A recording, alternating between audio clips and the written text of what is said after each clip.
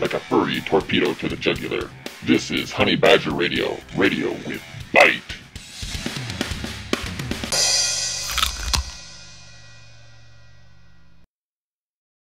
Journalist Cathy Young has recently revealed herself as one of many current examples of the immoderate moderate, the person who thinks she's straddling the line between two legitimate positions or ideas, when in reality she's simply mistaking the moderate position for a variant of extremism.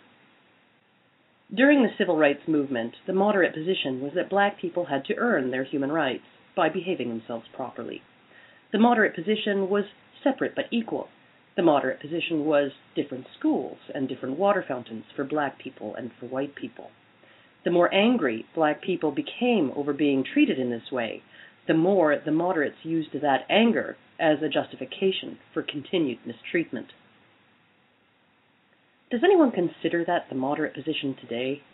Of course not, because it wasn't moderate. It was actually a variant of extremism. In this case, it was a variation on the theme that black people aren't human, or at least not as human as white people. After all, if your human rights are contingent upon earning them, that means your status as a human being is conditional. You weren't considered human to begin with. The men's human rights movement is plagued by a similar scourge of immoderate moderates. In our case, they tell us that men shouldn't have a voice unless it conforms to what they consider acceptable speech. You men are too angry, too shouty, too scary, too impolite. You want human rights? Shut up and come back when you can ask nicely. Some things don't change. Not even the age-old requirement that men police their speech so as not to offend the delicate sensibilities of the womenfolk. The stigma attached to offending or frightening or even annoying the ladies denies men a socially legitimate and authentic voice, and is one of the biggest obstacles men face when trying to be heard. All the journalists like Cathy Young and countless others need do to dismiss men's voices and concerns is utter a few serviceable descriptors: hateful, misogynistic, angry, scary, violent. And the coded message that the MHRM can indeed, should be ignored, is broadcast to an overly credulous, soundbite-addicted public. The idea that men's voices, all men's voices, courteous or otherwise, should be considered legitimate and valued merely by virtue of men being a part of the human community is no more extreme than the idea that black people shouldn't have had to earn their human rights. They should have had them by virtue of being human. And yet the former is still considered the extreme position, while the position that men should have only what human rights they respectfully ask for and patiently wait to receive is considered the moderate one. Addressing human rights concerns based on how nicely one asks should be abhorrent to a society that considers itself civilized, and yet it is framed endlessly as the reasonable and moderate viewpoint. Even if men are angry, or hateful, or resentful, or bitter, their voices matter. They matter because men are human, and their reactions are human reactions to the injustices they face as men. How ironic that the appropriate and human response to such injustices, anger and bitterness, is the very excuse moderates like Cathy Young use to continue to ignore them. The men's human rights movement isn't misogyny. It isn't hate speech. It isn't mansplaining or male privilege or patriarchal norms or testosterone poisoning or oppression of women. The MHRM is a group of human beings telling their stories from their point of view, adding their voices to the chorus of the human experience. No voice in that chorus is illegitimate. No voice is automatically wrong, and no voice should be shut down because it offends. The moderate position, the true moderate position, is that all voices deserve to be heard, not that those voices you think are wrong or angry should be silenced. Every one of us is human, and it's time we acted like it.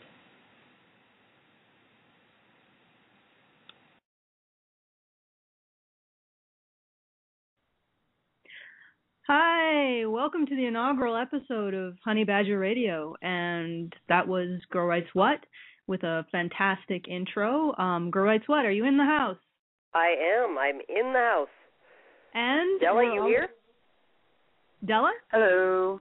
Hi, we're introducing Della as a new radio show host. And say hello, Della. Tell us a little bit about yourself. Well, I have been kind of active in the movement on and off for a little over a decade, starting with learning the ins and outs of the court system sort of by proxy through the case of a friend of mine. And I started to write a blog about men's rights and about anti-feminism, and here we are. I think the court system probably is the best primer for anybody to learn about these issues. Yeah, they'll teach you even if you're not willing to listen to just what people say.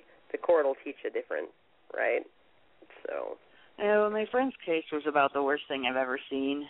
And then there was also stuff with my family, and I've seen a couple of other court cases, unfortunately, pretty close up, that have led me to really kind of hate the court system. Yeah. No, I definitely, I can see that. There's actually a push and a change in the UK law right now as far as making family courts their decisions completely transparent,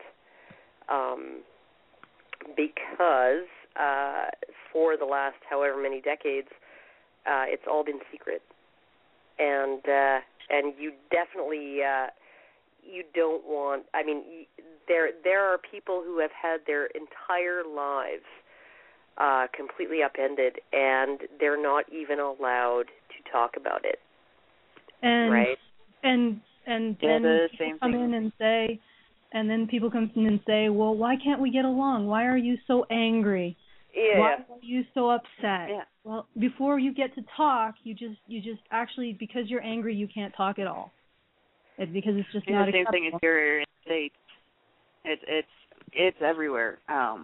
Family court in the United States is very secretive, and the minute that the fathers start to complain about what's being done to them, they're treated as if by virtue of complaining, they're being violent.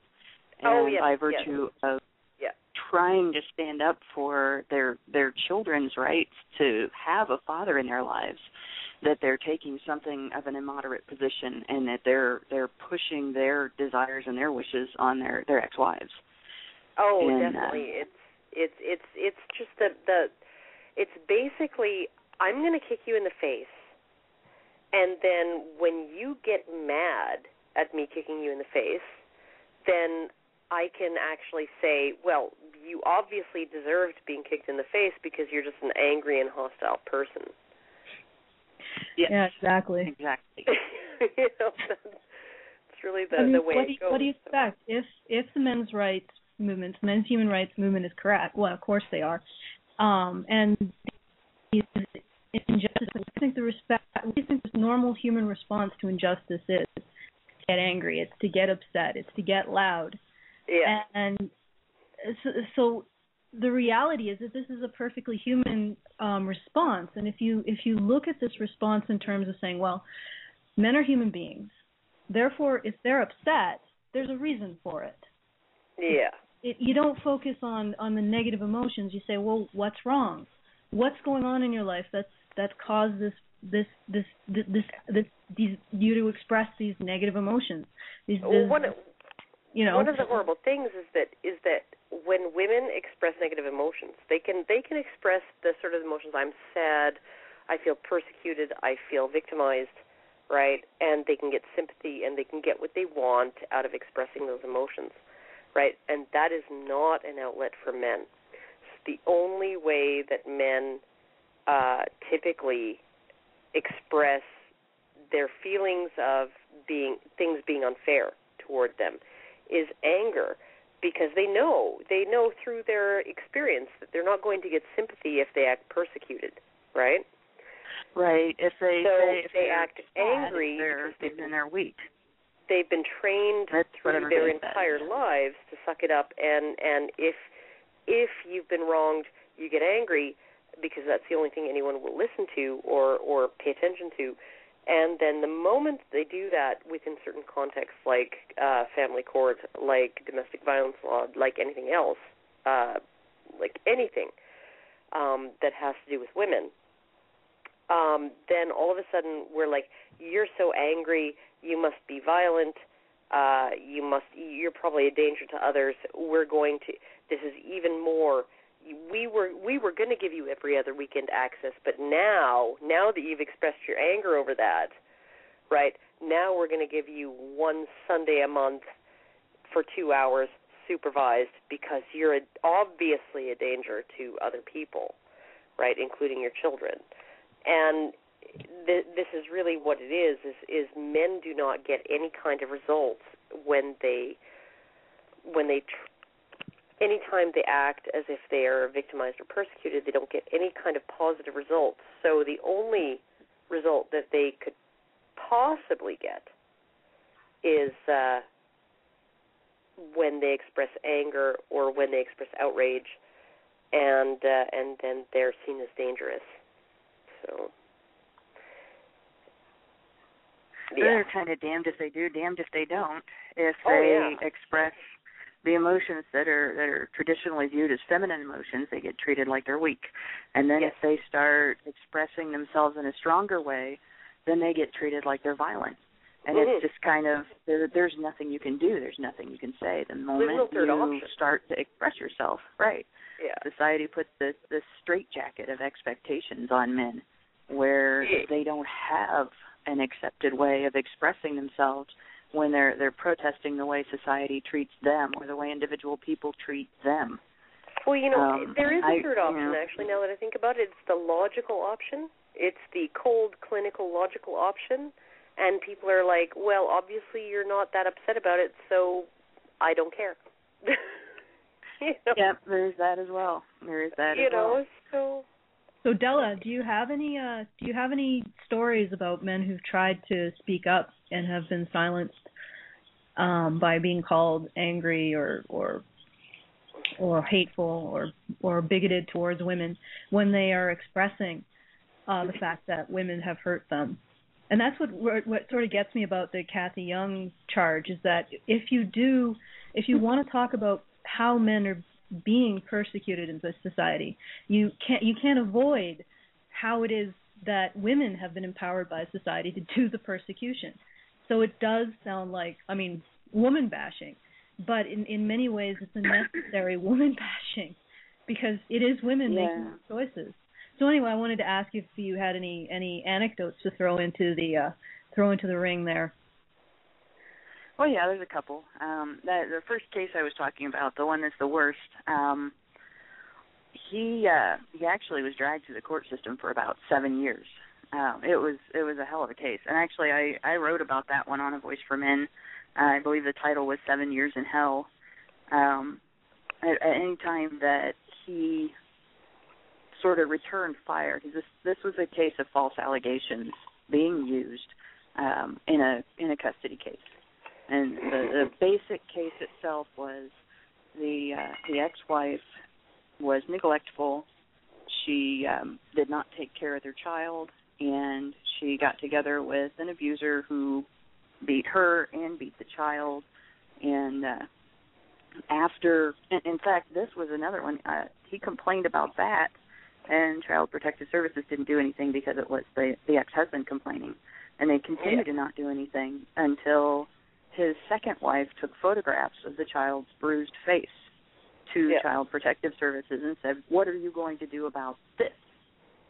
And then they gave him custody temporarily, and he went to court and got protective custody. And as soon as the protective custody began, so did the false allegations. And every time he had any kind of complaint about how he was being treated, it was, oh, look at the abuser. The abuser's complaining about how he's being treated. The abuser's unhappy because he was put in jail overnight. The abuser's unhappy because his asthma medicine was withheld from him when he was having trouble breathing. Oh, that poor guy. And it was just like he couldn't have any humanity because he was accused of the crime of basically pissing off his ex-wife. And at the end of it, as things progressed through the case, I mean, you're going to develop a lot of anger when you go through something like this. Even in the short term, you would develop anger going through something like this. I mean, she accused him of things, not just things that he didn't do, but things that were so far out of his character that he was appalled and humiliated by the accusations. And there were people who were close to him who quit associating with him because they decided his tone wasn't appropriate. They decided that he shouldn't be complaining about her. Here she was accusing him, lying about him, slandering him all over town, perjuring herself, stalking him, stalking his family, stalking his witnesses. And when he turned around and said, "That's terrible. Why is she doing this to me? She shouldn't be doing this to me. You know, she's a terrible person for doing this to me," suddenly he was the bad guy. Yeah. Because he was bad-mouthing, his ex-wife. Yeah, oh yeah. And that was exactly the kind of thing that I'm seeing with the movement. You have, on what happened to him, has happened to men in society on a much larger scale. Men in society on a much larger scale are being accused the same way of things that are outside the average person's character, the majority person's character, and just treated as though they are some kind of monsters. And when they turn around and say, "Boy, that's a really shitty thing to say. You're a jerk for saying that about me. Stop saying that. It's not true. And here's why." All of a sudden, we have these people coming out of the feminist woodwork to say, "Watch your tone. Don't talk about us like that. How rude. You guys are violent and mean for talking about us that way." You know what I find weird is that feminists don't mind if an individual man says, "That's not me," right? That's not me. Right. I'm not the potential rapist. I'm not Schrodinger's rapist. I'm not that guy, right? But I'm willing to say that all those other guys over there, right, are that guy. They are all Schrodinger's rapist. They are all the guy who beats his wife, right? That this is a problem with masculinity. And they are totally willing to accept an individual man saying, "No, I'm a good man. It's all the other men who are bad men." They find it impossible to tolerate a man saying, "Wait a minute, 95% of men are not like that," right? And you are only talking about a very small percentage of men who abuse their wives or rape women or, beat children or whatever, right? Like a very tiny percentage. They're capable of accepting that there are exceptions to the rule, right? They're not capable of accepting that the rule isn't that all of these social maladies are attributable to masculinity. Well, girls, what maybe the point is to get these guys to think of themselves as being separate from other men and being better, because it's easier to manipulate them then. And it's easier... Divide and conquer. That's true. And what I wanted to note from Della's anecdote and this idea that, no matter what was done to him, if he got angry at all, he was immediately implicated as an abuser. Well, if you're in a situation, if you have a group of people that you can do anything to them, and if they get angry about it, that only makes it worse, then you've created a negative feedback loop of unbelievable proportions to stripping them of their rights, to stripping them of their dignity, of their lives, of everything that's meaningful. Because no matter what you do to them, because their anger is illegitimate in society's eyes, they can't respond. All they can do is just quietly accept their lot in life. And it's so funny because I hear people say that men are allowed to have anger, but they're not. They're not allowed to be angry. Men's anger is totally toxic. It has to be repressed. Well, they're allowed to have it. They're just not allowed to express it. Well, you can have anything. They're not allowed to respond to it. You can have anything if you don't want to express it, right? It's not really... That's the thing. Men are allowed. That's where men are they allowed think to have they can anger. justify Yeah. Men are allowed to have anger. You can justify telling people what to do. Men are allowed to have anger if they're angry on behalf of women who've been harmed, of children who've been harmed, right? They're allowed to have anger.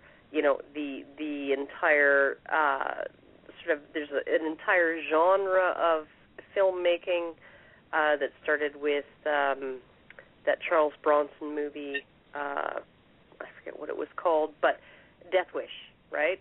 Where he is justifiably, righteously angry over the harm that was done to his wife and his children, and now he's going to get revenge. That is totally okay. It's totally okay in the eyes of men and women, right? He could never get away with being that angry if he himself had been harmed. Yeah. Well, he would have either been considered a wuss or a dangerous element, or, you know, what would be totally unacceptable for him to be angry about him being harmed, or another man being harmed, or men in general being harmed. And that's really a great place to be if you want to oppress a group of people, is to make their anger completely illegitimate and take it away, because anger really protects us against boundary violations that should be pushed back against. And we create a population that can express legitimate anger, then you've created a population that's ripe for slavery.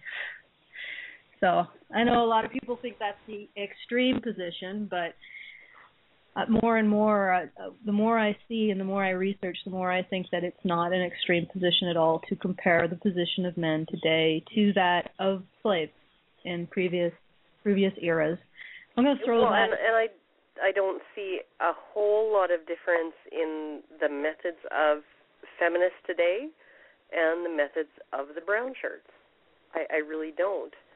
That you're going to rip down other groups' posters and put up your own propaganda instead. You're going to mark people as these are the people that can be allowed to be listened to, and these are the people who are the undesirables that need to be shut up.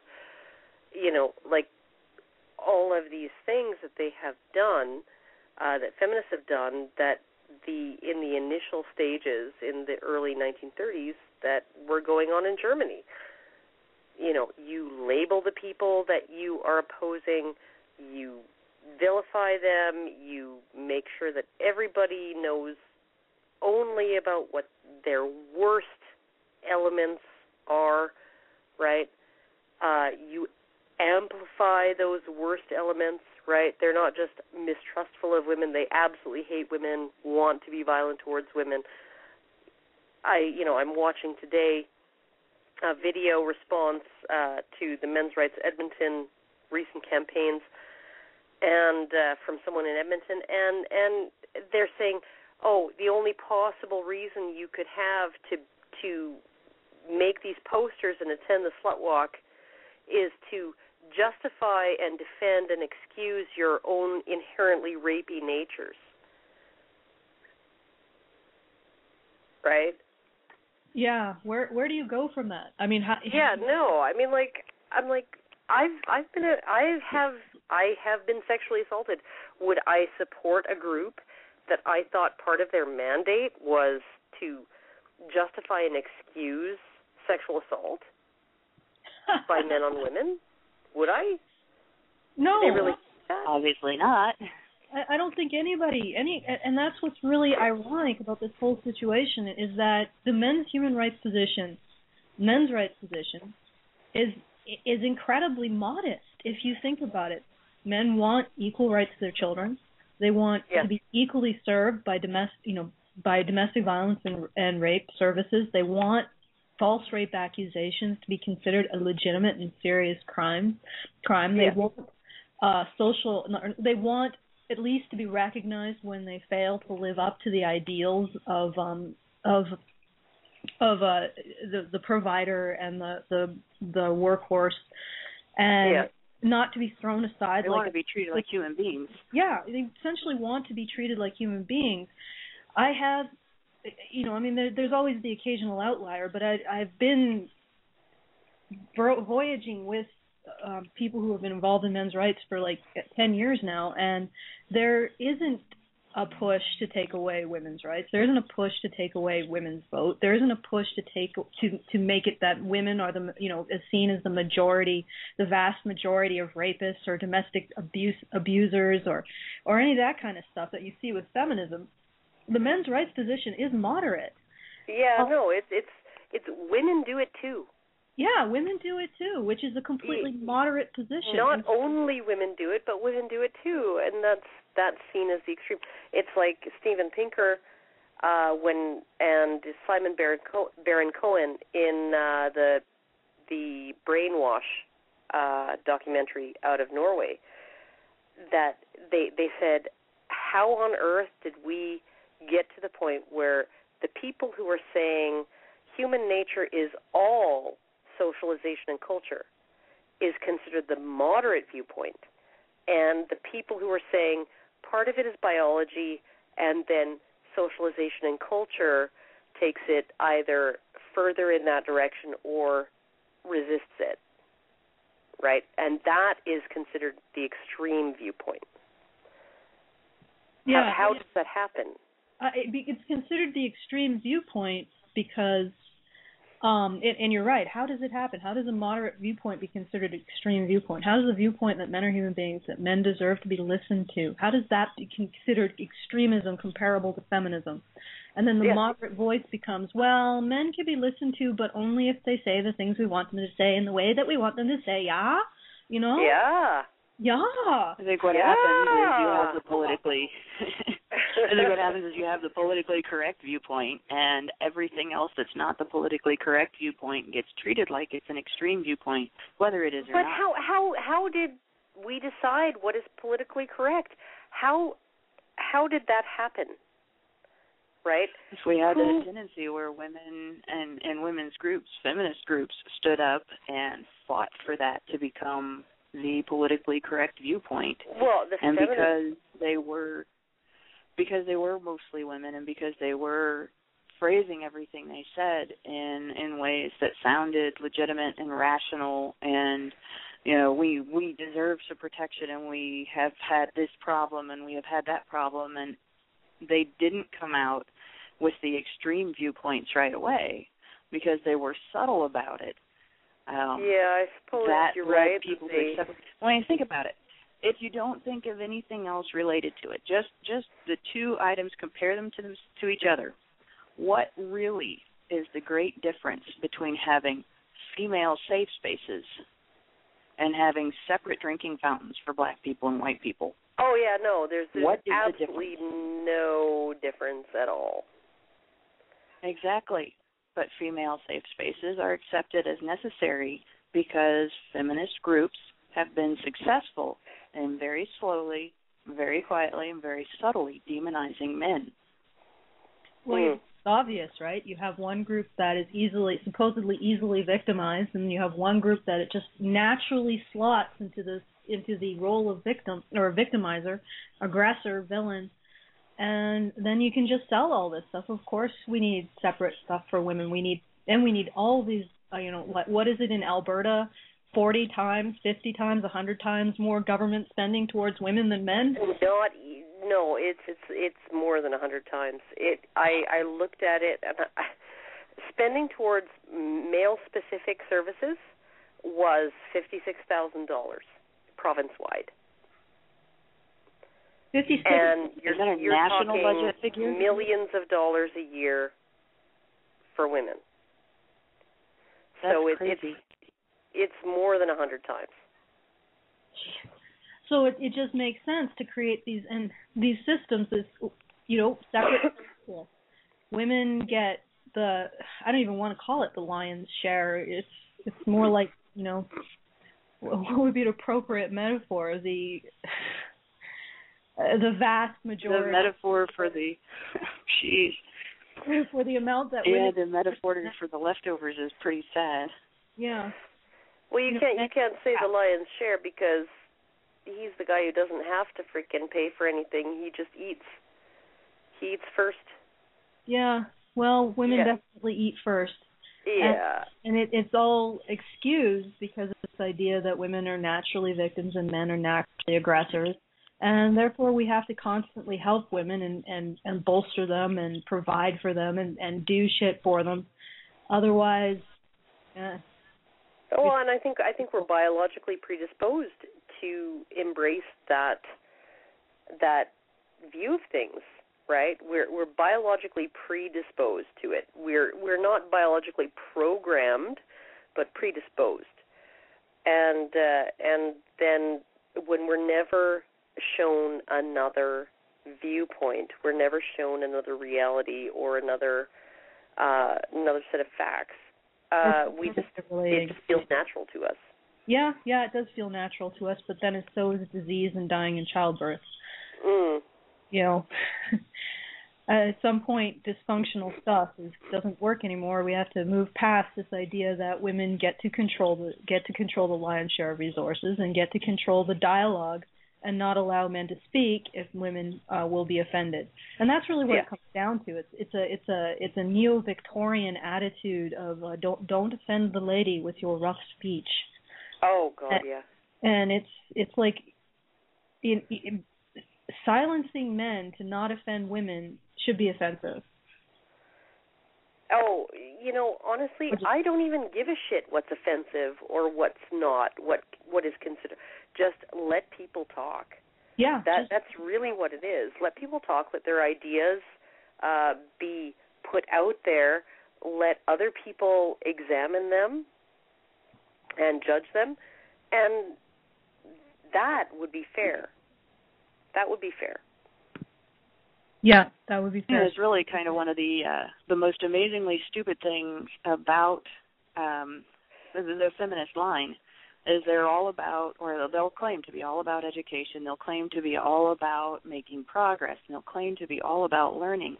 But as soon as they get a chance to learn what's going on with men, and as soon as they get a chance to make progress in gender relations from a man's point of view, all of a sudden it's, shut up, we don't want to know. Oh, God, yeah. Stop mansplaining. Stop derailing. And what if the men's and it goes completely the opposite direction of what they claim to be. Yeah. It's one of the most hypocritical things they do. Oh, well, God, like when they say that they're for men's issues, and it just makes me want to punch them all in the face. It really does. And you know what's really funny is I hear often something that women say, that the usual patting themselves on the back for having a vagina. One of the things that they say is women are more empathetic than men because men don't have any emotions at all. It's like you just discredited what you've said within the same sentence. If you think you have more empathy than some other group because you don't think that group has any emotions, then by definition, you are the one lacking empathy. Well, one of the things about empathy that gets me is how it's defined in sort of the clinical sense and how it's differently defined in common parlance, right? Normally people would think empathy equals compassion, right?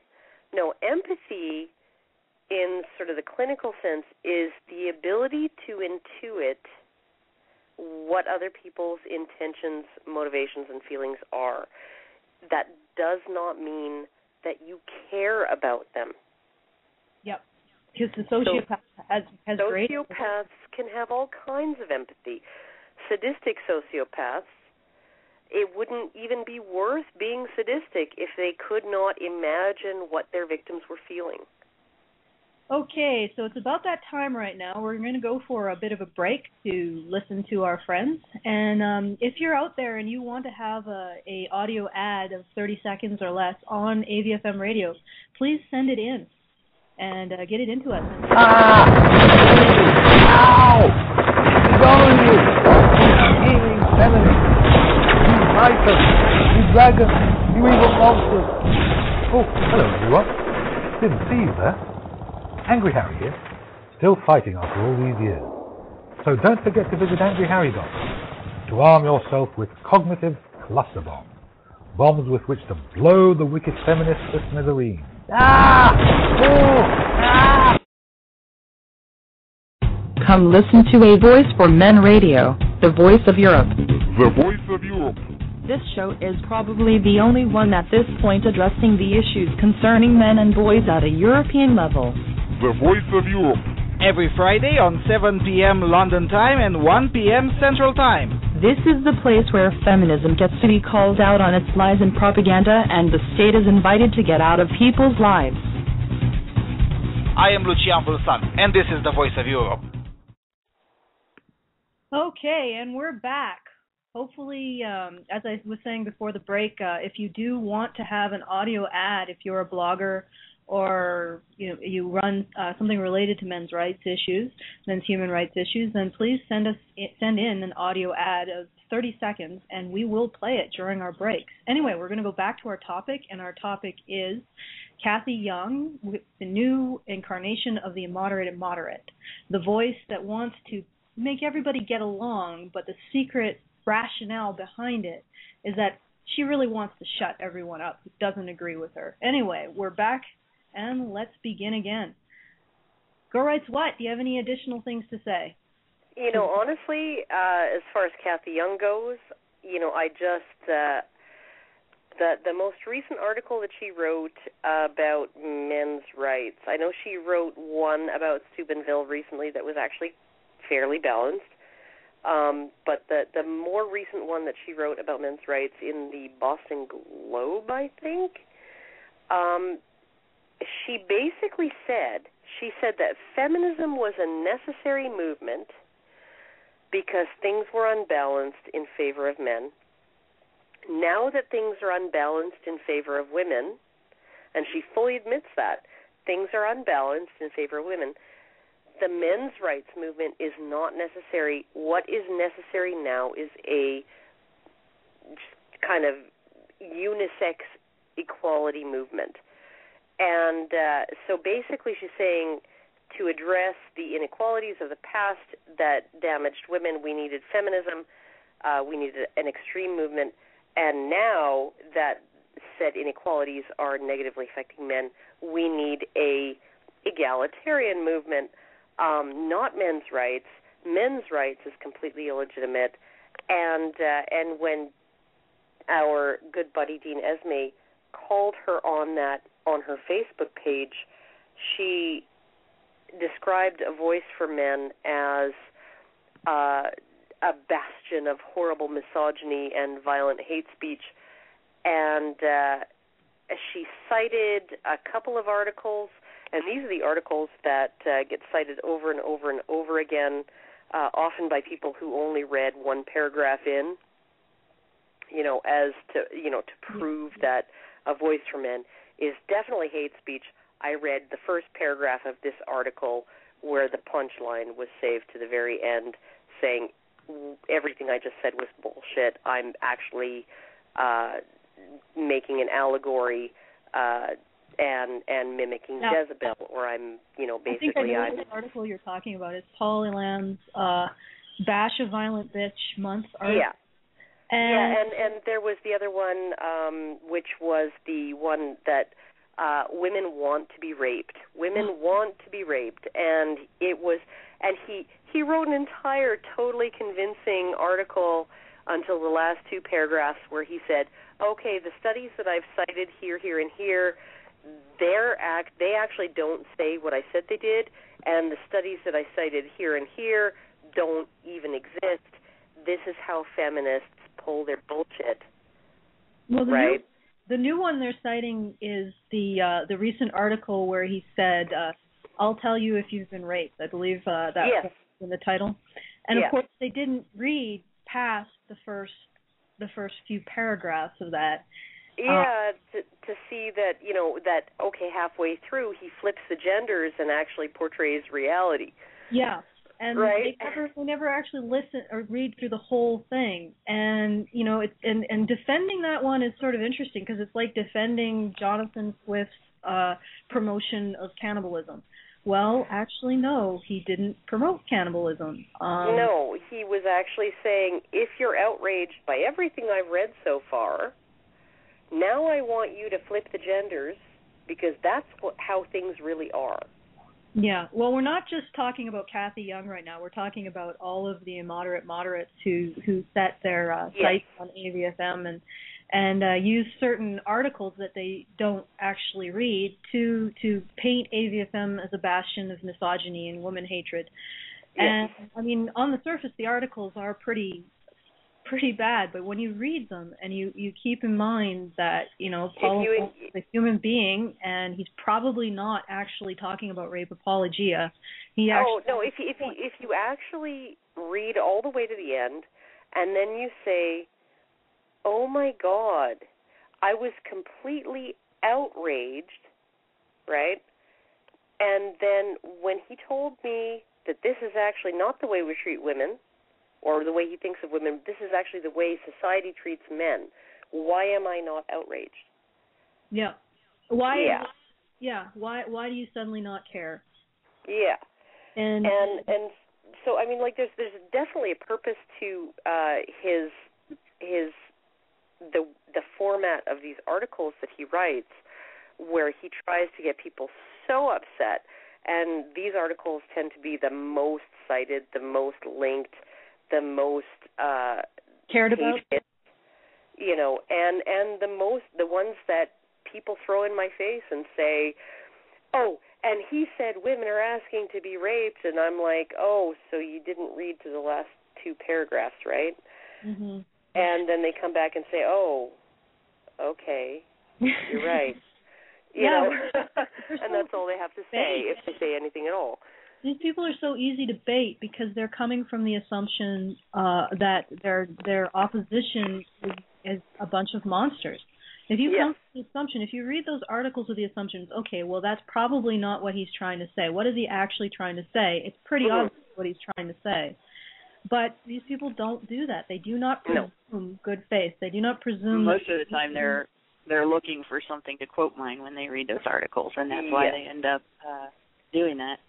But there's also a small contingent that I run into that's actually offended at being made to think and will protest when they realize they've misinterpreted this stuff, or they realize that they've looked at it and not looked at the whole thing.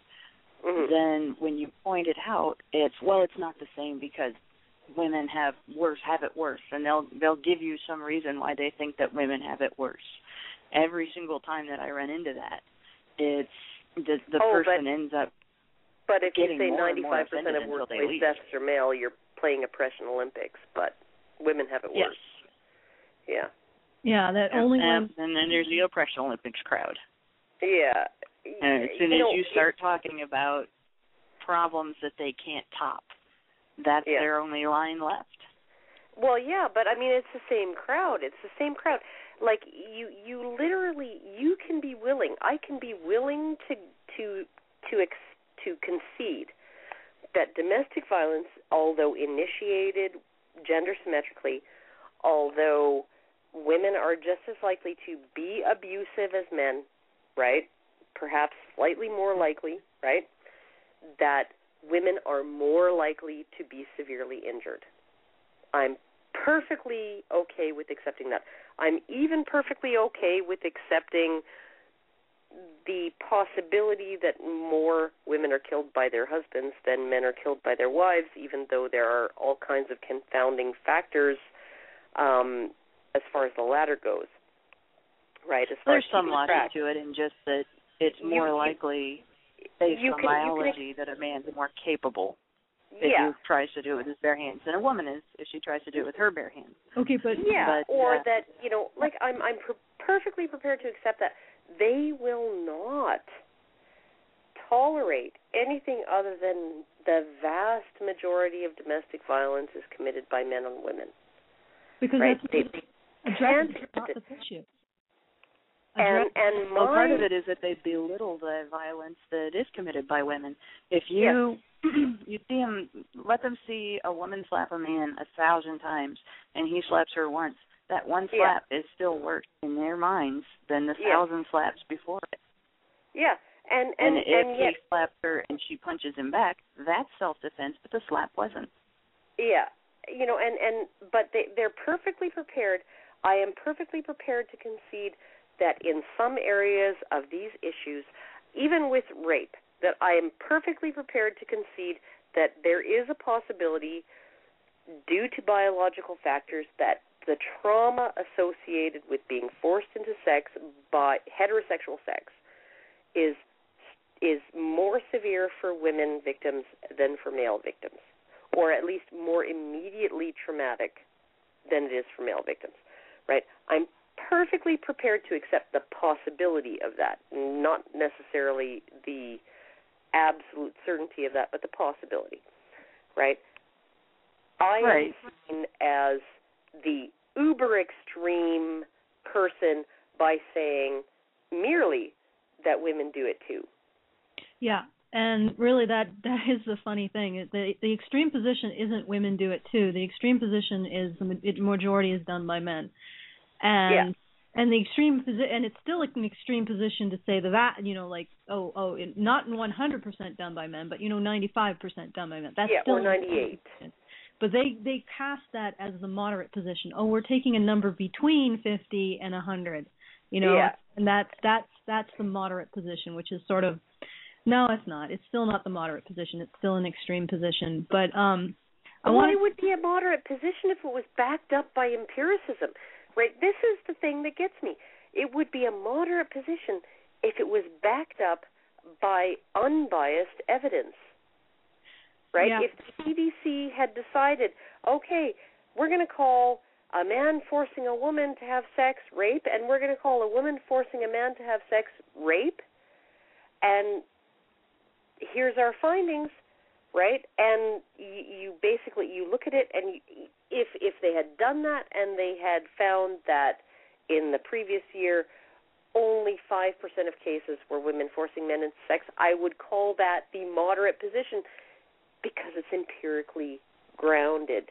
It's not ideologically biased. Even so, that's still not the moderate position because it's not asking why in an honest way. I mean, if you're not saying, well, even if men are more likely to be sexually or physically violent, why? And if your only answer is that it's innate to men, or it's innate to male culture when men get together and teach each other to abuse and rape without the oversight of feminists, then that's still an extremist position. I mean, even allowing for men being more likely to abuse or rape, even allowing, which it isn't true, even allowing for that, it's an extreme position to attribute that to something innate to men or something innate to the relationship between men that's not being overseen by women. But that's a very important point that really is a huge difference between the two movements. The feminist movement uses anything it finds, whether in their academics and in their research, whether it is well backed up or not well backed up. They use everything to push an agenda that demonizes men and pushes for greater privilege or greater rights for women, depending on how you want to call it. Whereas the men's rights movement is more in a position of questioning right now, an investigation, and trying to figure out these things are happening. We know these things are happening. Why are they happening? Yeah. What's the cause behind, the reason why the court system favors mothers? Is it right for the court system? Is it wrong for the court system to favor mothers? What would be better, and how can we fix it? That's a moderate position. I honestly think, because somebody on Our Men's Rights on Reddit posted something that said, even if we had gender equality, the majority of workplace deaths would be male, right? And basically said, please don't downvote me or whatever, right? And I absolutely agree with that, because men are physically stronger, and and there are all kinds of reasons why, even if everything was totally non-biased, everything was totally equal, you would find that in careers like construction and working on oil rigs and working on fishing boats and things like that, you would have more men. You would still have the majority of workplace deaths being men. I can totally get that, right? And I don't think anybody in the men's rights community is saying we need to get it to 50-50, right? And it's totally, totally unfair and an injustice that the majority of workplace deaths are male. I think the reason that they bring it up is that if you're going to say that men have run a system where they benefit at the expense of women, how can you parse that with 98, even though 50% of the workplace is female now, still 93, 95, depending on where you are, 98% of workplace deaths are still male. Like, how can you parse that? That men have been oppressing women all this time, men have been exploiting women all this time for their own benefit. If that was actually true, then all through history, workplace deaths would be primarily female. Okay, well, I wanted to highlight a comment that came through the Blog Talk Radio chat room, and I think this sort of encapsulates the immoderate, moderate position. It's by intellectual, and this is a quote, the streams I get from AVFM seem to focus on what feminists and women are doing and saying against men, rather than what we as men can do to express ourselves more and free ourselves, end quote. Well, here's the thing. Isn't talking about what feminists and women are doing and saying against men expressing themselves? Yeah. And isn't expressing yourself the first step to freeing yourself? It's the reality is that men having a voice is freeing. It's a huge deal. I talked to a guy a couple days ago, and he was pilloried in mainstream media. I'm not going to give any specifics. And he never got to speak what happened to him and his side of the story. And I said that, AVFM, at the very least, you can get your side of the story out. And, you could hear the emotion in his voice. Just having a place to talk about the things that are happening to men is huge and is really important. And just having a place, even if people think it's hateful, and I don't think it's, I don't think hate is an emotion that you don't turn away from it. It is a legitimate emotion. And so is anger, and so is resentment. These are legitimate emotions, and they deserve a place to be heard. And expression it's a necessary thing, and it shouldn't be shut down. Men shouldn't be silenced. And AVFM and other men's rights blogs afford that to men, and I don't see that as wasteful. Nor do I see it something that needs to be policed in order to maintain some sort of decorum that is appropriate to the so-called moderates.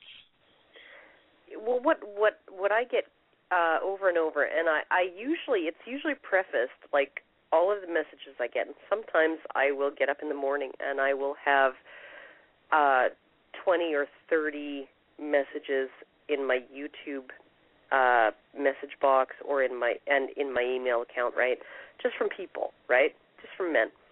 And they usually preface it with, I know that you probably get a lot of hate mail and a lot of hating and blah, blah, blah, but I just wanted to tell you that just being introduced to all of this stuff, right, and, your channel and all of these other channels you're subscribed to and A Voice for Men and all of these other places, it's really given me hope. I was, contemplating suicide, and now I feel like I've been freed. I've been freed from all of this bullshit and expectation and feeling inadequate and all of this, right? Yeah, exactly. And even the people who have told me I feel completely hopeless for humanity, given what I now know, I at least feel like I'm liberated, individually. Okay, so right? girls, but we're gonna be moving into another segment. But yeah, that's exactly the point, and that's what the immoderate moderate wants to take away from men: their right to speak in the way that they need to speak. Yes. But anyway, I think that we got something coming in from our field zoologist, Jacques L'Outre. So, do you have that queued up for us, James? Hello, this is Jacques L'Outre, and welcome to the Feminist Wild Queendom, where we explore the life cycle as the feminist in their natural habitat. Today we are voyaging deep into the jungles of downtown Toronto to find the rare and elusive red-crested warbler, known for its mane of red feathers and its impressive vocal display. You would shut the fuck up! Aha! I hear the cry of the warbler. We are coming closer to her nest. Oh yes, there she is. She's perched on a branch high above me. Her breast is white and her crest is the color of a baboon's ass. She is truly a magnificent specimen. I think she's about to make her call. Yes, let us be very quiet. I'm reading. Bullshit. And we don't. She is fantastic, no? Her cry resounds throughout the river valley. I'm sure it will attract many mates for her. Well, I'm telling her, I'm compliant. I'm the perfect fucking woman. Wait. I see a male of her species approaching. Yes? He looks a little anemic and underfed, but perhaps he will catch her eye regardless. Tune in the next week, and we will find out if the male red-crested warbler is successful. Thank you, and very good day to you. I am Jacques Diatre for Feminist Wild Queendom.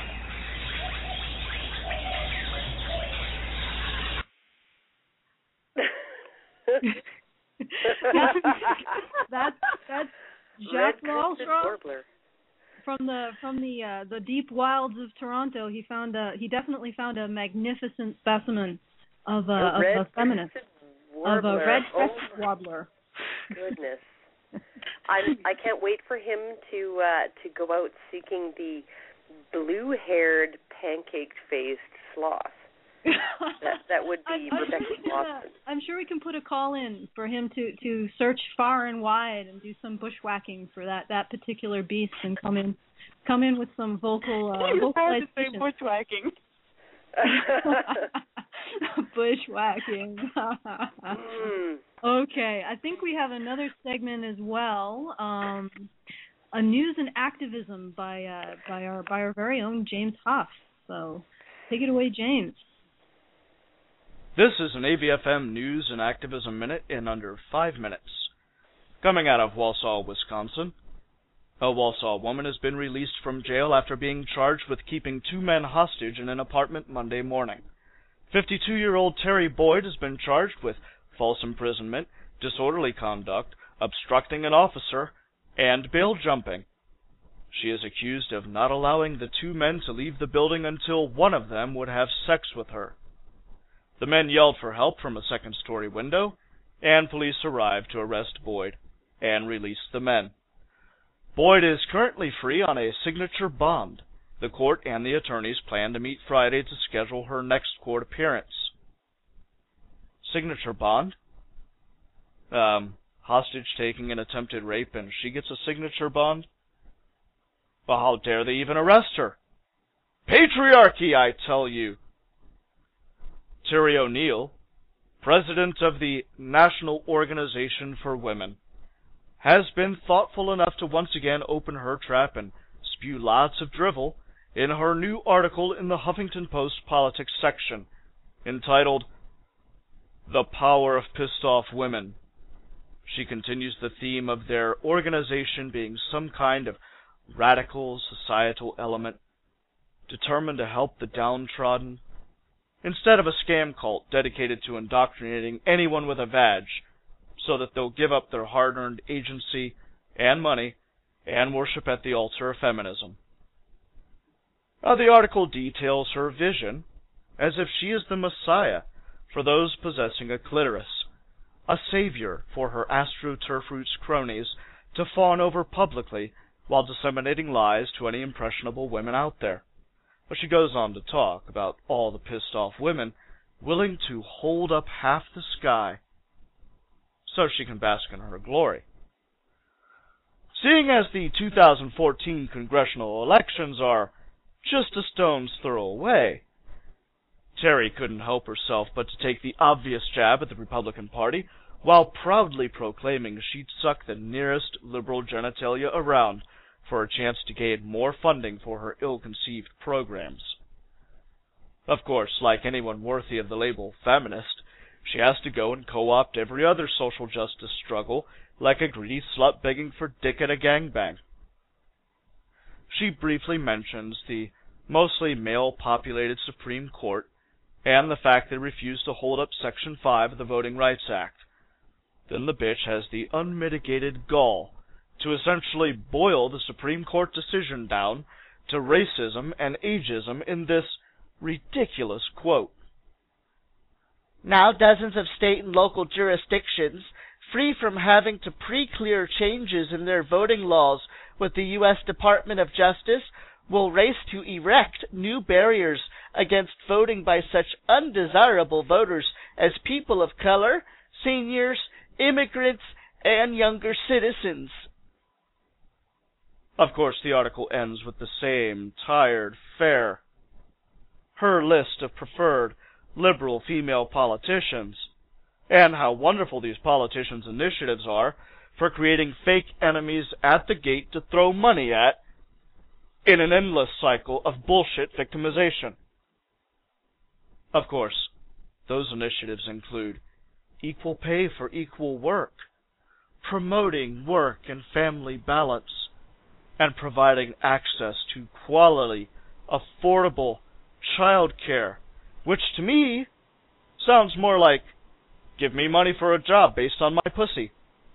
Force companies to give me more time off while getting paid, and while you're at it, pay for this fucking demon spawn that I totally had a choice on whether or not to bring into this world to be taken care of while I work at this job. Terry O'Neill, I congratulate you on once again proving just how contrived your issues are with this solipsistic bullshit article, and how much of a raging misandrist bitch you are. This has been an AVFM News and Activism Minute in under 5 minutes, brought to you by AVFM News and Activism. Hey, we're on the air on Tuesdays.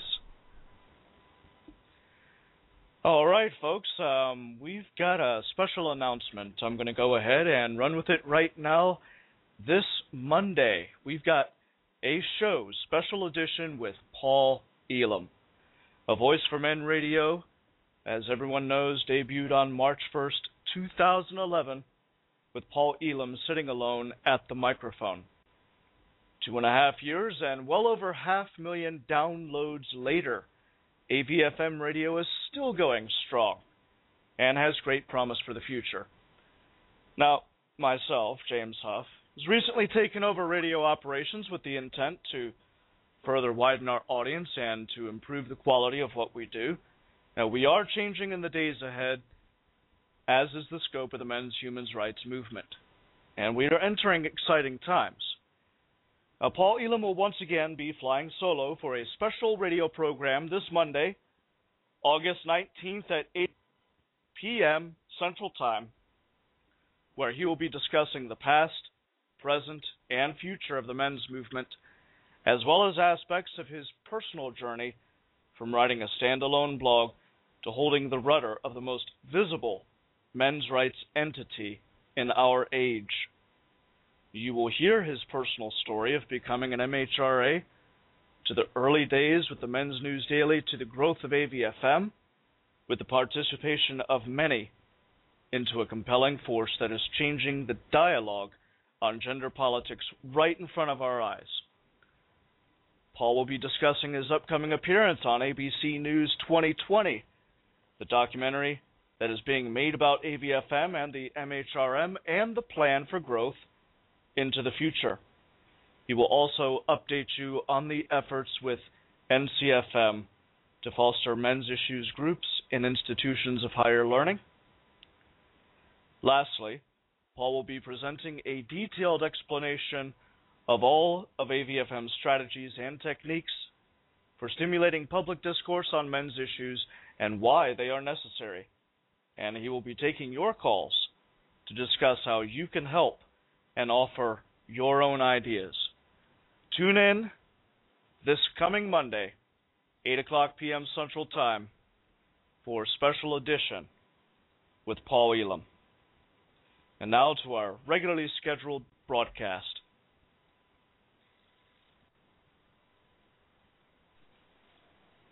Well, I don't really care if the last bit that he said was free of profanity. He used the word bitch more than once in that the Voice for Men News and Activism minute in under 5 minutes. And on top of that, he lied, and he said it was a minute, and it was more than a minute. And therefore, I feel free to completely disregard everything that he says.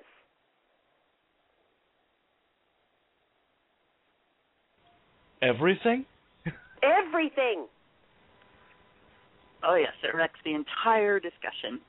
Yeah, oh yeah, you are excluded, James. Excluded because your tone was not appropriate. Also, you use gendered slurs. Excluded. You have no right to speak now.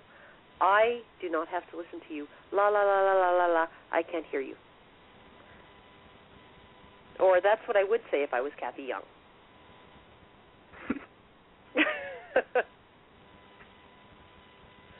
It pretty much was the entire bent of her article. Pretty much. Yeah, that's all they have is your tone, you're shouty, and you use bad language, and you seem angry, and I'm scared. Mm-hmm. That's pretty much all they have, and it's like the difference. I think it was the Justicar, or he goes by Integral Math on YouTube. He said he did a video ages ago about the atheist community.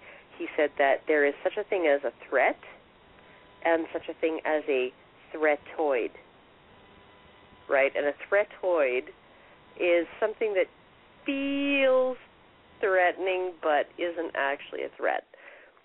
Go die in a fire. I hope you get hit by a bus. Right? That's a threatoid. A threatoid. A threatoid. I think that's a right? good term. That's an excellent term. Yeah, and that is the vast majority of what women who say, I'm getting trolled and I'm getting threatening comments and I'm getting all these threats and stuff, and by people trying to silence any woman who speaks her mind, those are what they're talking about when they talk about threats. Like, literally, Rebecca Watson has an entire blog page, like a permanent page on her website called the Page O Hate, right? Oh, where she posts all of the worst that she receives, right? And I have not seen a single actual threat. I have seen some threats. You know the last time I got those? The last time I got those, they were from members of well, actually, I have to tell a little backstory about this. But the case I talked about before, the vexatious litigation case, the malicious prosecution, I blogged about that when it was happening. And the false accuser, found my blog. And she was using a victims advocacy group, a local women's shelter for her. Well, you know, she had the victims advocate in court and everything. Well, she contacted finance them and support her bullshit. Yes, she sent them to my blog, and I got comments from these women, these victims advocates, on my blog that said I should die in a fire, that said I deserved to be raped so I would know what it was like. And they didn't even know if they were talking to someone who had been raped. They just said it. They had all kinds of, that's threats. Then I've been threatened by victims' rights advocates. Yeah. Yeah, no, it's ridiculous. It's retarded. They did a survey in Sweden not that long ago of journalists to find out who is exactly getting what kind of abuse online and over the phone and in real life and blah, blah, blah, right?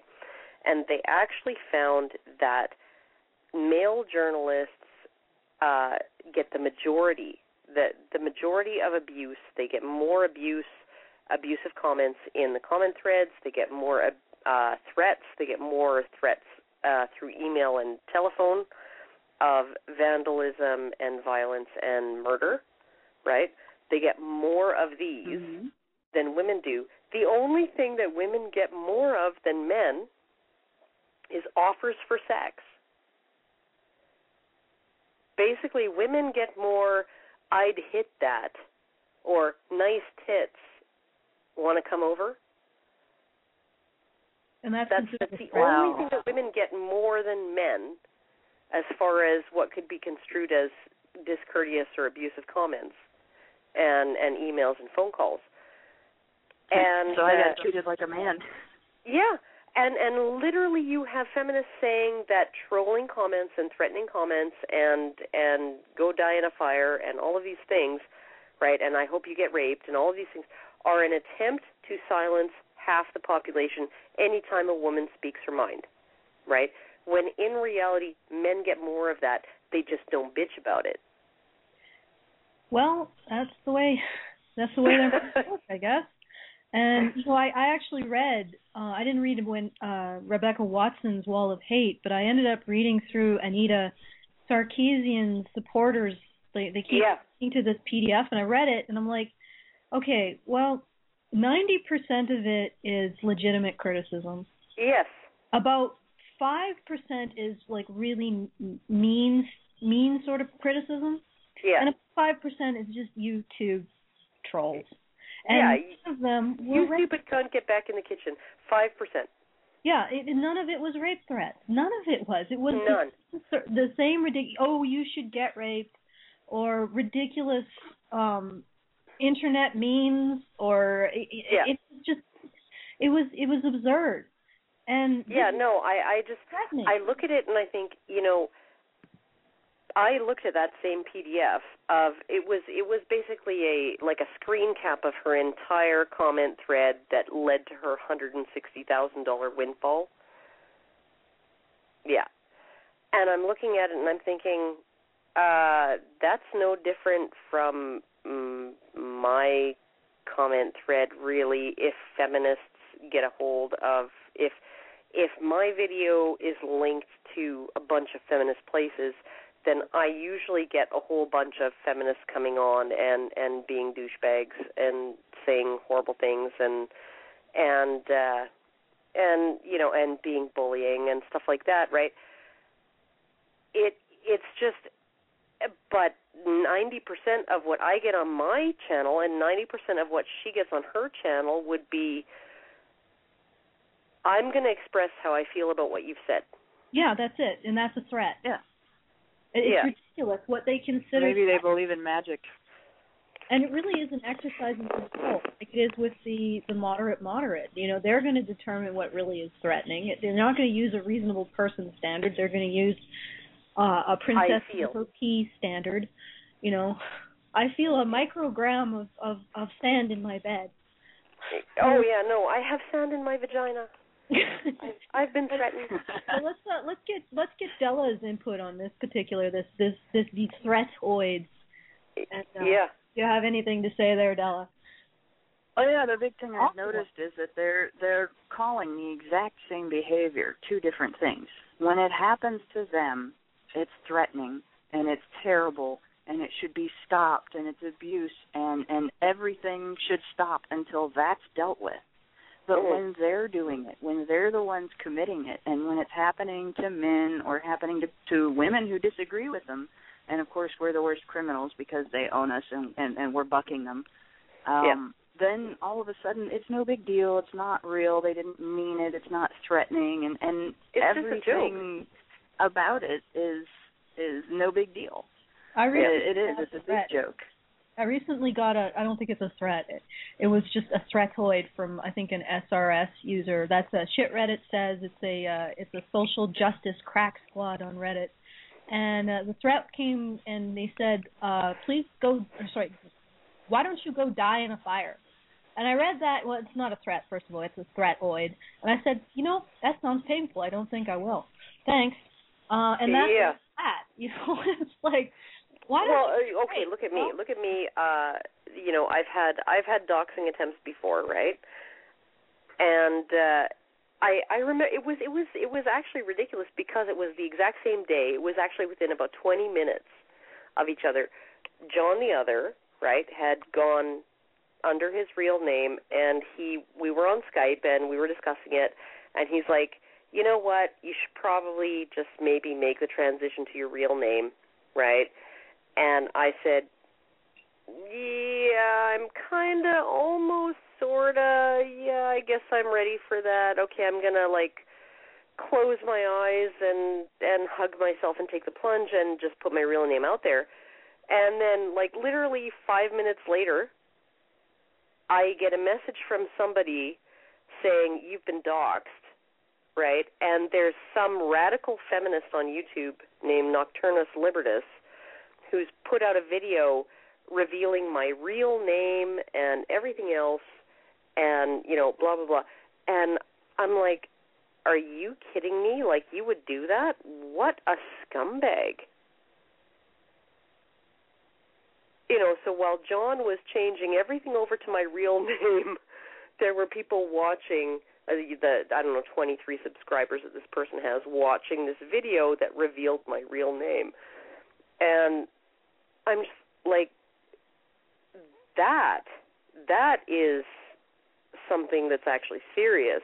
Having people dig through everything that they can find out who you are, and then disseminate that to the public, your real name, when you've said that you don't want that to be out there, right?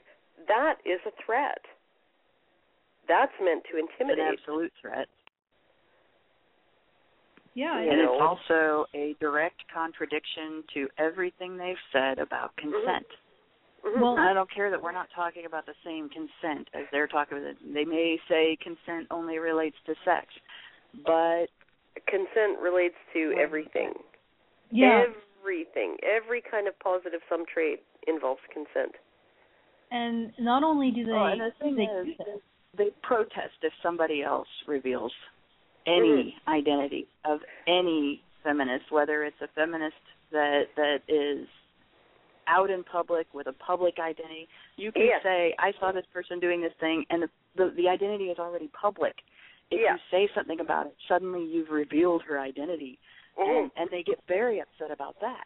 Oh, yeah, you've doxed her because even though she was tweeting under her real name, that under the hashtag #KillAllMen, all of her efforts to block the men's rights talks at the University of Toronto, right? That she's like proud to have been part of the people that screwed that up and pulled the fire alarm, right? And she's tweeting it under her real name, and then the moment you actually draw attention to it and say, hey, here's what she's doing, here's her name, then suddenly you're doxing. You're doxing them, and then you have somebody like me who up until like literally 10 minutes before I got the message that the video had gone up, you know, was interested in concealing my real name, and that's perfectly fine. Well, well it's hypocrisy, and the reality is that they mislabel doxing as well. For example, what they're doing, doxing, at least I've been led to understand, Della can correct me if I'm wrong, doxing is when you deliberately try to contact people's employment, their relatives, their neighbors, and try to spread malicious rumors. Well, it's doxing basically is what happened to Violent Acres. Yeah. It's basically what you do when you actually say, this internet person is this person, here's their address. Right? But here's where they live. You start giving their address, their phone number, their employer. That's what SRS was doing to people. When I first went on YouTube, when I first made my channel, the very first contact between John, the other, and myself was him messaging me to ask me to remove some comments that had been left on the first two of my videos, right, where somebody who had made an account, a YouTube account, using his real name, impersonating him, basically said some kind of offensive thing, and then said, I'm John the other, John Hembling, and left his phone number, his address, his work phone number, and his work address in a comment. But I just want to clarify something with Della, because I know Della has done more research into this. Doxing when you reveal information that people don't want to reveal, or when you use that information maliciously to try to harm them in their life. Yeah, that is a very important point. That's why I mentioned Violent Acres, because where you have there's information out there about feminists that MRAs have discussed feminist actions and MRAs have discussed knowledge about feminists that has we've come across and everything where they've been public or they've been in the public sector in the public sector in positions of power and the discussion. But feminists have come back and attacked people based on the information that they've had. They've come back to people's jobs. They've actually tried to ruin people's lives. This is not just comment wars on the internet. This is actually making people potentially homeless. This is sending people out to beat people up. And this is Greg Layton trying to get Abby Smith fired from her job. On one side or the other.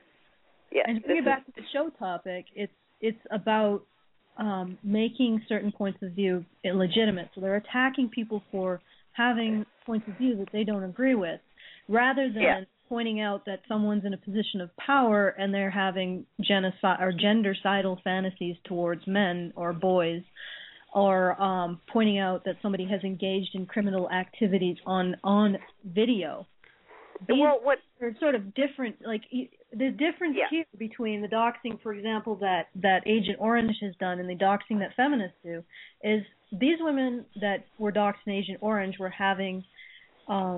actually planning. Don't know for sure if they would do it, but they were planning and they were talking about enacting violence towards people that they actually had the ability to do violence towards.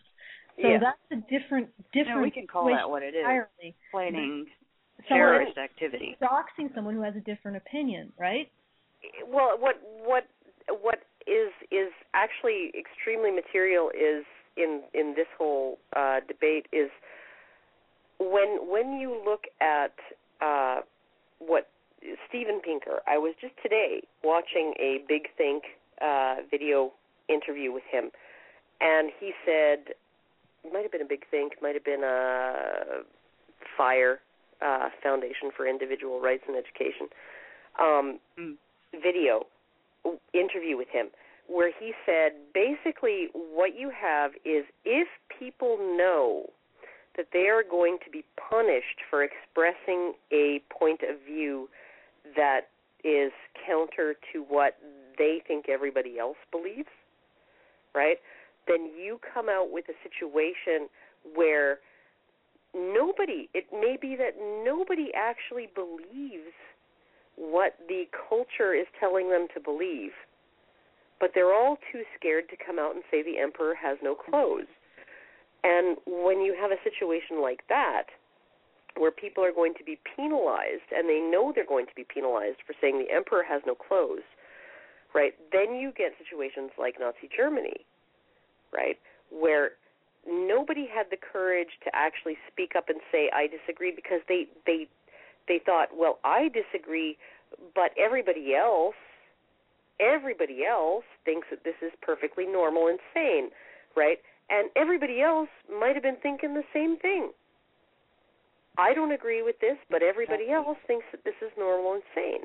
And that's really how extremism becomes moderate. But it's because they know that they're going to be punished for expressing dissent, right? Well, yeah, that any sort of dissent and any anger by the target group is going to be marginalized as I don't know, not polite, not part of... It isn't even just anger by the target group. It's anger by anybody speaking on behalf of or in favor of or, to mitigate the hatred toward the target group. Yeah, and that's how a society spirals out of control. Yeah. But I want to do a call out to callers to call into the show so that you guys can talk to me, Girl Writes What, and Della Burton. And our number to call into the show is 310-388-9709. That is 310-388-9709. And we got something a little ranty from someone that I think will be familiar to a lot of users. Yep, it's that time again. It's the time for the rant. The rant. Apparently, the issues addressed by the men's rights movement are legitimate issues. The rate of workplace death, somewhere around 93% male, is a real issue. The rate of male suicide, where 4 out of 5 who die by their own hand are men, that's real too. The overwhelming majority of the homeless who are male. The fact that men are sentenced more harshly in the criminal courts, and that fathers are grossly mistreated and abused by the family courts, and indirectly, children mistreated by those same family courts by denying them healthy relationships with their fathers.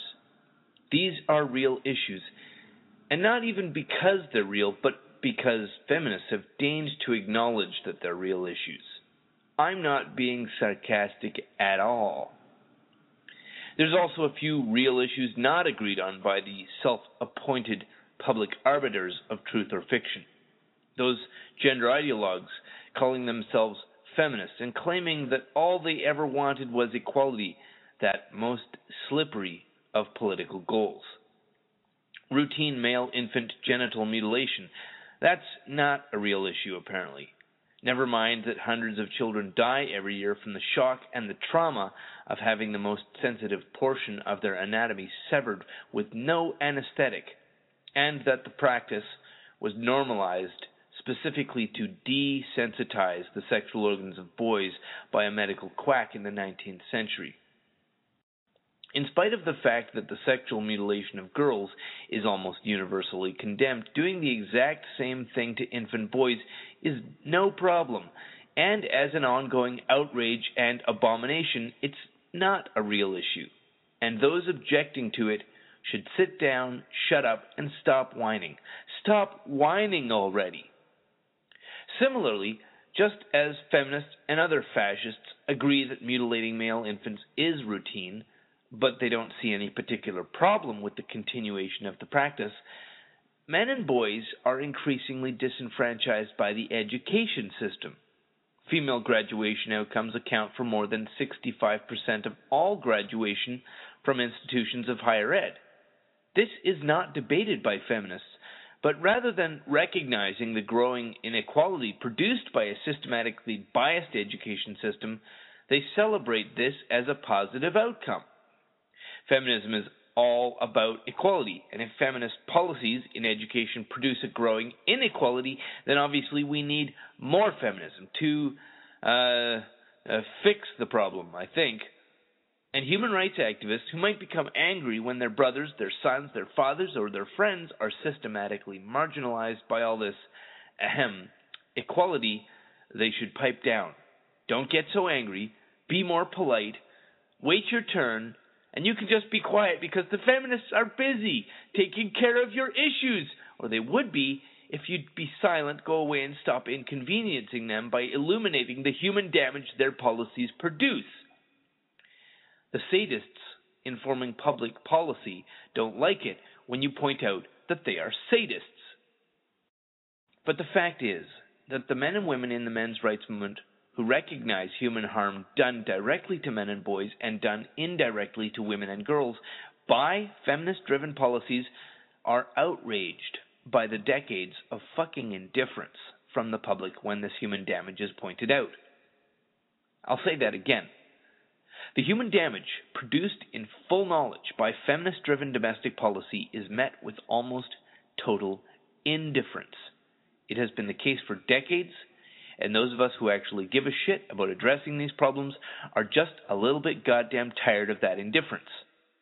Out of every 100 suicides, 80 are male. Oh well. Yawn. Who cares? Oh yeah, and in a world where men die earlier, where men kill themselves more, where men die violent deaths more than anybody else, where men comprise the majority of the homeless and are increasingly disenfranchised by the education system, we are treated to an apparently never-ending narrative about how the whole world is a male-advantaging patriarchy in which being male means cruising through life with the difficulty setting on easy. Well, that's not really all of it even. There's also rape culture. That's a populist narrative in which it is claimed that the rape of women and girls is a central feature of our culture. It is claimed that the rape of women and girls is normalized, that we are socialized to accept the rape of women and girls as if it is acceptable. However, the reality is that rape has no sex. And if we are to throw out the politicized definition in most dictionaries and look only at actual violent sexual victimization, then it's men and boys who are the predominant victims across our culture. Now, that is not to suggest that women do not get raped and that they are not also victimized. But we are living in a culture where the rape of men and boys, while it occurs with greater frequency, has been defined in the dictionary to not exist. It happens in the real world, but the dictionary says, oh, that's not rape. And besides, boys raped by their teachers are lucky to get some. They don't get to say no. They're sex machines, not human beings, and certainly they're never children sexually abused by those they should have been able to trust. Yeah, this rape culture is one where the rape of women is treated as acceptable. And for those of us who recognize the humanity of more human beings than just the members of our culture's leisure caste, when faced with indifference at human harm and sometimes the sadistic glee flaunted by abusers, sociopaths, criminals, and gender ideologues who happen to have political power, we get a little bit angry. Well, that's not quite fair. We don't get a little bit angry. Injustice, abuse, indifference, and the gleeful, sadistic mockery and scorn heaped upon those most wounded, who are silenced by the prevailing zeitgeist, it is deserving of a deep and white-hot rage which drives any real human rights movement. But what we keep hearing is that, oh yeah, the issues of this movement are real and legitimate, oh yeah, but we're too angry. In fact, if only we weren't so angry, if only we weren't so loud, then they, those people who have deigned to acknowledge that the concerns of this movement are real, they would have been willing to address those issues if only we were less angry and not so loud and insistent. In fact, if men's human rights advocates would just be polite, just be quiet, and just learn to shut up and sit down, feminists would be solving the problems we've been so vocal about. So, seriously, guys, why can't you just be quiet and go away? Because, honestly, you're really holding the whole class back. That's the message. It's a bargain, isn't it? Just be quiet and go away, and feminists will solve the problems we've been talking about, or in some cases, shouting about. The issues are real, so say even the feminists, but doggone it, those darned MRAs are so angry and nasty, they're the ones stopping anyone from addressing issues like 80% suicides who are male or 90% of the homeless who are men.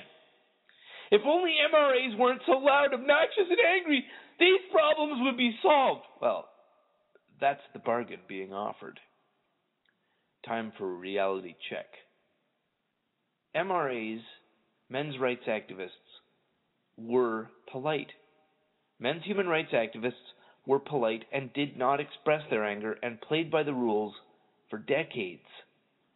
Oh yes, this movement is over a century old, and for most of that time, almost all of the principal activists and writers within the movement stuck strictly to the facts. They kept their tone civil, and they hardly offended or upset anyone. And you know how much notice anybody took of the issues, such as suicide, homelessness, joblessness, predatory and corrupt courts, violent death, and so on? The public took no notice whatsoever. The public took no notice whatsoever. Oh yes, the issues addressed by the men's rights movement are and were real. And we'll get right on that. Hey look, The Real Housewives of Las Vegas is on. Ooh, shiny bullshit on my TV screen. Pass the wacky fries. If the violent deaths of women were treated with the same total contempt and disinterest that the deaths of boys and men earn, there would not be feminists, but actual female rights organizations executing public officials in the town square and putting whole cities to the torch. However, the bargain being offered now is that if only we would just politely quiet down, fold our hands in our laps, and obediently go away, well, by golly, all the issues we're so inappropriately angry about would be solved almost right away. And just like everything else from the propaganda machine and the cult of hate and human damage, calling itself feminism, this is a fraud. What they're really saying when they tell us we're too loud and too angry is that it would be awfully nice if we would just shut up and go quietly and conveniently back to killing ourselves or dying on the job of keeping everything else running for the benefit of the members of the leisure cast. Go back to work for the benefit of those who disregard your humanity in preference for your utility. Go back to quietly and conveniently absorbing and dispensing violence for the benefit of your social betters. And when you're broken beyond your continued utility to the leisure cast, kindly be so good as to quietly and uncomplainingly kill yourself, so nobody who matters is troubled by the unsightly spectacle of a human being in pain. This is the bargain being offered by those who say, in public or in print, that the anger demonstrated by this human rights movement is inappropriate and counterproductive, or that we should all just be more polite. Well, here's my counteroffer to them.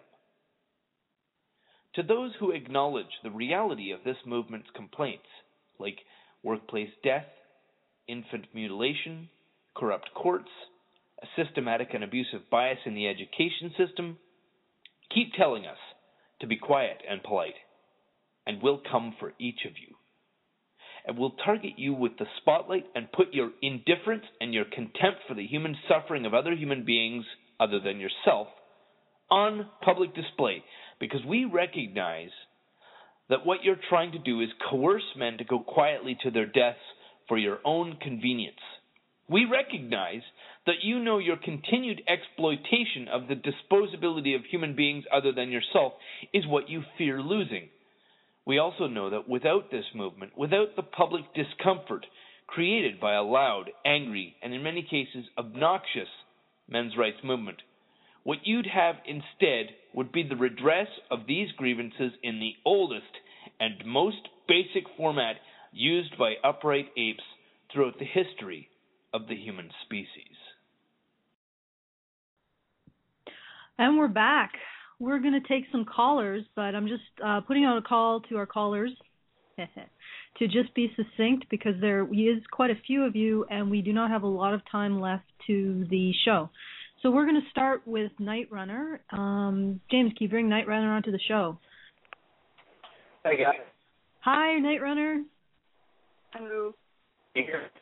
Yeah, you're a little bit low. Can you? Muffled, yeah. Yeah, you're muffled. Can you try to speak again, Night Runner? Okay, maybe we should move on and see if we can get Night Runner on a bit later. So who's next in the queue, James? Oh, we've got the Prices Wrong. Welcome to the show. Hi. Hi. You're wrong, Price. So what do you have to tell us today? Price is Wrong? First off, I want to say thank you very much for the show. I really appreciate all the work that the three of you have done. Wanted to say in particular to Karen that I'm a big fan of her videos. And I wanted to give a little bit of maybe an outside perspective on all the work that is being done by MRAs, as someone who has thought about these things for most of my life, but only recently discovered all of this chatter on the internet about this. Coming at this from a slightly different perspective, I'm a sole custodial single father, have been for 16, 17 years now, and have gotten to see a lot of the intrinsic bias in the system and in society from a very different perspective. And one of the things that I've thought about a lot in examining these issues is the issue of civility, which is essentially what you're talking about on tonight's broadcast, about what it means to maintain civility when it's appropriate and when it's inappropriate. And what are your thoughts? What are your thoughts? I'm sorry, I didn't hear you. Sorry. My thoughts. Yeah. Well, okay. So looking at it from an outside perspective, I see sometimes civility is maintained when it's appropriate, and sometimes it's maintained when it's inappropriate within the movement. You're dealing with people who are not playing by any semblance of fair play. Yep. You're dealing with people who don't even truly believe the things that they say. That they're simply hacking the code of society in order to get what they want, saying what they need to say in order to manipulate a certain reaction. And then oftentimes I'm sort of face-palming as I see people, in the MRM, appealing to fairness. How would it be interpreted if, a man was in the woman's position and vice versa? Everyone would say, oh, horrors, as it was just said in the rant. Those appeals to fairness are, I think, really out of place tactically, unless you're attempting to do, a conscious strategy of civil disobedience in which you force people, like, for example, the University of Toronto fiasco, to expose their own asshattery in public by maintaining a cool head, by using, Gandhi's strategy of getting the British Empire to, use tactics that are unpalatable to the majority of Britons. That's smart. But it's not smart to bang your head against the wall wondering why people can't see how unfair it is that we have an asymmetrical set of standards for men and women, and that society is overprotective of women when, if you stop and think about it, this is the function of civilization from the beginning, is to favor this class that is being favored. Yeah, no, biologically, the biological taboo of men attacking women is extremely strict. And so anytime men are in conflict with women,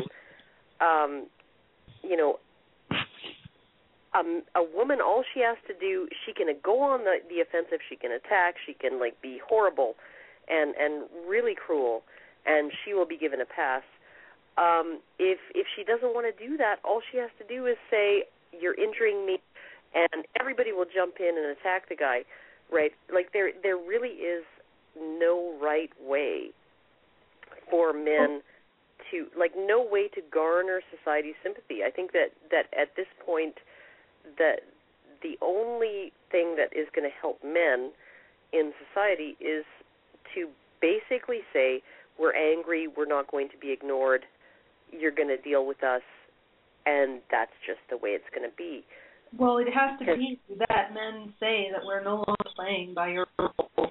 Yes. And that includes moderating our voice.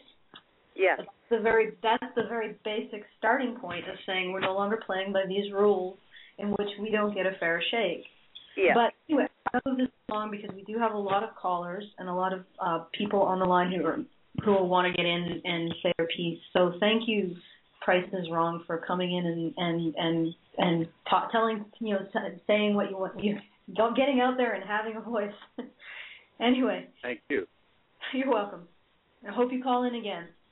Okay. Change your price to the right one. Yeah. Yeah. James, let's bring on the next caller. Okay, our next caller is Nightwing. Welcome to the show. Hi, Nightwing. Thank you. How you guys doing tonight? Oh, we're under a bit of a time crunch, so do you have what do you have to say to the show topic? Well, two things real quick. Typhon, Karen, you are the first two to introduce me to the MRM, and I want to thank you for that. Oh, you're welcome. Thank you. And what John was saying, I think feminists are more afraid of the fact that in the last couple of years we've created more of a stir, more of a movement, and created more change for men than most of feminist history. And that's just come about by our being angry and getting our voices out there. Yeah, it's being not the reality is that, and that is the moderate position, having men speak their piece, speak all of their piece. no matter how offensive, no matter how so-called frightening, men's voices need to be heard, and that is the moderate position, is to say you are a human being, you have a right to speak your experience and right to speak about what you feel and what you think and the logical conclusions that you've made. But anyway, continue to your next point. I don't want to steal your thunder too much. No, I'm good. That's pretty much all I really needed to say. Okay, well, thanks for calling in, and again, I'm sorry we have to move along so quickly. James, thanks, Nightwing, and do hope you call in again. Do you have another caller on the line, James? Sure do. We've got Fred from Florida. Hi, Fred. Hello, from Fred. Florida. Hey, ladies, you guys are the greatest advocates for equality for men and families and all of us. We really appreciate what you're doing. Just finished up some fast food here, not Kentucky Fried Chicken. Oh, yeah. You don't want to. You do not want to. I'm going to be so sad for not having Kentucky Fried Chicken. You ladies, the CEOs of Kentucky Fried Chicken, I live both in Florida and Connecticut. The CEOs all lived in my part of Connecticut, and I'm friends with some of them. And I am the one who suggested that we go directly to the chairman of the board with our complaints, and they didn't like that. But listen, I don't know if you ladies are aware, we passed alimony reform and with the joint custody bill in Florida this last legislative session. It passed we have a conservative Republican legislature with, I thought, a conservative governor. It passed with 85% support of both houses. And then it got vetoed. He vetoed it. The Republican governor vetoed it. He gave a media-trained answer that was due to the retroactivity of the bill, which was just a media-trained answer. And now we learned that he was bombarded by a lobbyist for the trial lawyer. From feminist lobby groups, Feminist lobby. He met with the National Organization of Women as well as the League of Women Voters, and he flipped us the finger. He issued a letter in support of them and screw us.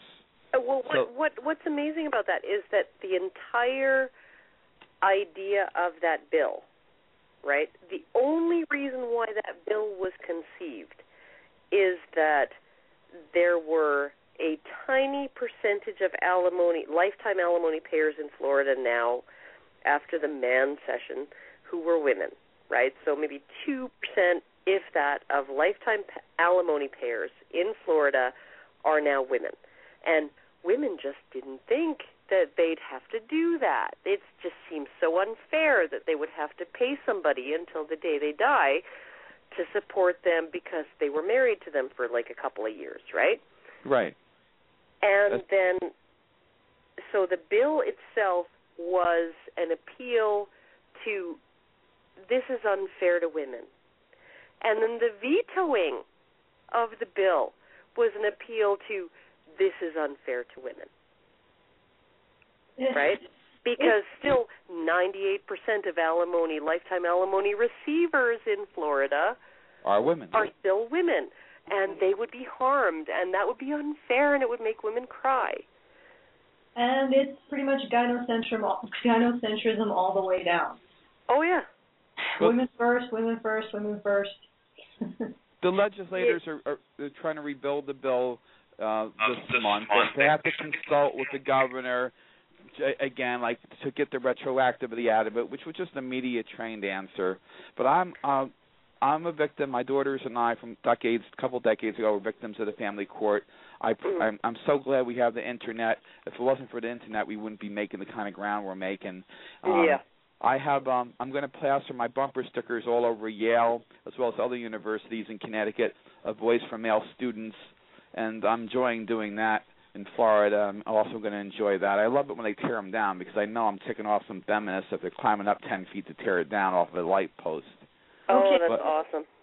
But keep up the good work. And again, my favorite video too is Victims of Family Court. I post that on any newspaper article that I make an electronic edition. I cut and paste Victims of Family Court as well as Girl Rights What's videos. It really gets the feminists up. They go nuts. They respond ad hominem. I love it. I want to let you guys go and let other people talk. All right. Have a good night. Good night. Okay, so James, let's get through these guys. All right, we've got JC who wanted to say something about education and youth. Okay. Welcome to the show. Hi, I'm guessing that's Jesse. Okay, right, okay. This is a bit abstract, but I think that a lot of what feminists are saying when they're saying that they can talk on behalf of men's rights, or without, a men's rights movement, feminism will deal with it. Judging by what a lot of them have said, their version of dealing with men's rights is quite a abstract and obscure and theoretical idea that's attached very much to the idea of patriarchy and attached very much to the idea of gender roles, confining people and restricting people, and if you really want to do something, if you're a man and you want to achieve, then it's because the patriarchy has privileged you into a mindset where that's what you want to do, and it's not necessarily what you really want to do. It's all a social construct. And if you were enlightened, then you'd realize this, and you'd realize that there needs to be more room for women, etc., etc., etc. So it's very much, as I'm sure you know, an obscure and are you following? Well, it's a profound misunderstanding of human nature that to think that when you look at the public sphere, right, the sphere in which men were demanded to act in all through history, right, that being a meritocracy, it being a hierarchy, it being a place where people are expendable, right, and replaceable, like you're my employee, you're not my kid, I can fire you, right? Right.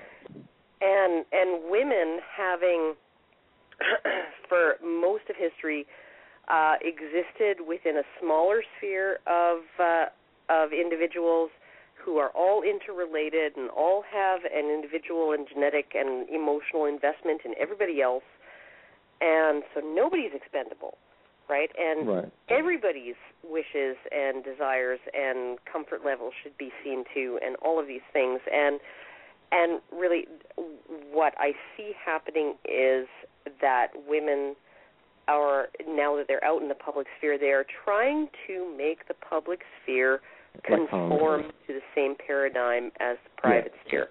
They're trying to make it so that everybody's comfortable, everybody's happy, everybody's blah, blah, blah. It's just all really safe and wonderful, and you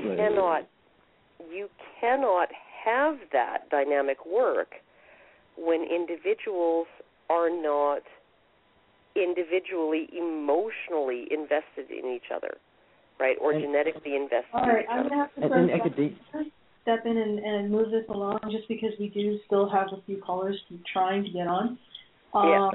But thank you for your thoughts, and thank you, Girl Rights What, for your thoughts, and sorry that we have to cut this short, and please do call in again. Holy crap, we are getting short, yeah. Yeah, we only have a few minutes left, and we still have some callers, so James, take it away. All right, we've got Duckman. Duckman! Eric! Ladies? Eric, the Mr. Duckman. And sorry, is it just the two of you now? I thought there were three. Yeah, there's hosts. three of us. Oh, Della's still here somewhere. I'm still here. Oh, there she is. We haven't lost her. Okay, yeah, no, it's nice to talk to you, over the phone instead of through Skype as usual. So what do you have to say today, Duckman? Well, actually, I only called in because you guys sounded like you didn't have any callers, and then I called in, and there's this huge lineup. So if you just want to skip over me and go to who's next, that's fine. Oh my goodness! Like you're on. Sorry. Do it. Well, I guess I would direct all the callers to go see a YouTube video that was put on AVFM by one of our critics. Like, it was posted on AVFM, but it's made by one of our critics here in town, Ryan Vanderhoek. I'd like it if everyone would check out that. It's currently in one of the it's on the sidebar on A Voice for Men. I guess that's all I really have to say. And what is it that what's noteworthy about this particular video? Sorry. what's noteworthy about the video? Yeah. What is it? What should we be looking for when we check that out? Well, it's every single feminist cliche you've ever heard. Yeah. Literally, this could be the template. Like, if every anti-feminist just answered this video the way, say, Razor Blade Candy or Snake Plisskenist or one of the sort of the back and forth integral math, anybody who plays some of the video and then answers it, if every single MRA did that, it would obliterate, like, completely. Oh my God, it's just obscene. It's retarded. Yeah, he goes on about how logic isn't the be all and end all. He applauds he basically applauds the feminists in Toronto for shutting down the Warren Farrell lecture, trying. Oh yeah, because you know why? Because the only reason that the men's rights movement could possibly have to exist is because all of us are rapey, and we want to excuse our rapey behavior. Yep, that's the only reason why we want to have a voice. Yeah. And speaking of our innate rapiness of all of us and how we're all rape apologists and kitten-eating slime, that's pretty much it for the night, guys.